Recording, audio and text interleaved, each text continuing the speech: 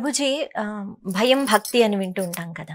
అంటే కొంతమంది భక్తి అన్నది లోపల నుంచి వస్తుంది, అందుకని భక్తితో పూజ చేస్తూ ఉంటారు. ఎన్ని శ్లోకాలు చదివామో లేకపోతే ఎంత వచ్చింది అన్నది కాదు, ప్రేమతో కొలుచుకుంటారు.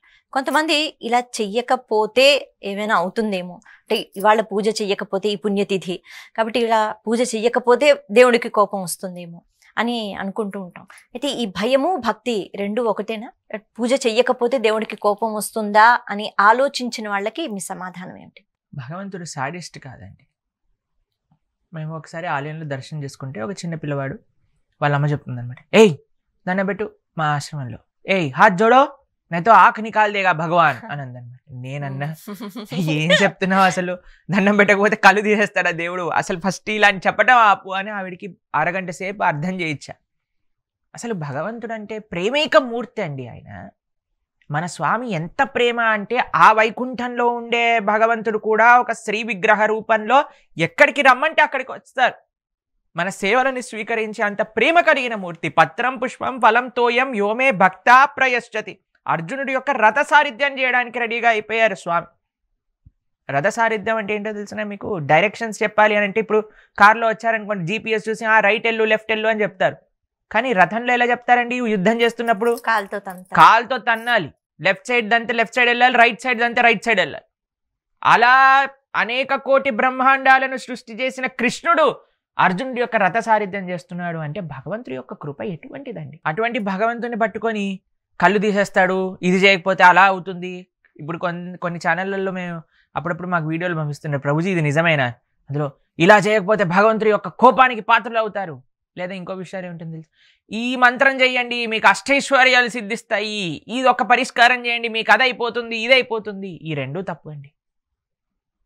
భగవంతుని ఈ రెండు విషయాలలో ఆశ్రయించకూడదు. భయంతో ఆశ్రయించకూడదు, కోరికతో ఆశ్రయించకూడదు. అహైతుకి అప్రతిహత యయాత్మ సుప్రసీదతే. నీకు నిజమైన సుఖం సంతోషం కావాలి అంటే కృష్ణ, ఇప్పుడు తల్లిని అడుక్కోవాలా అండి ప్రతి క్షణం కూడా? అమ్మకు అన్నీ తెలుసు పిల్లవాడికి ఏం కావాలో, అన్నీ సముపార్జన చేసి పెడుతూ. అలా భగవంతుడి పైన నమ్మకం ఉండాలి. స్వామి నువ్వేం చేసినా నాకు మంచి చేస్తావు, స్వామి ఏదన్నా ఇవ్వకపోయినా మంచి కోసం.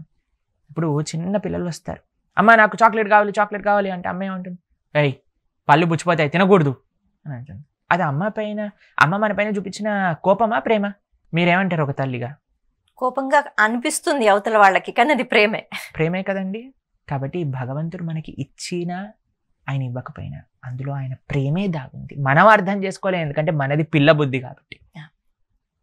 అది ఆ నమ్మకంతో చూసిన వాళ్ళు మారోబి రాకోబి జో ఇచ్చాతో హార్. మా ఆచార్యులు అంటారు, ఏది చేసినా సరే కృష్ణ నేను మాత్రం నీ యొక్క తవ నిత్య దాస, నేను మాత్రం నీ యొక్క దాసుడిని అని చెప్తాను అనమాట.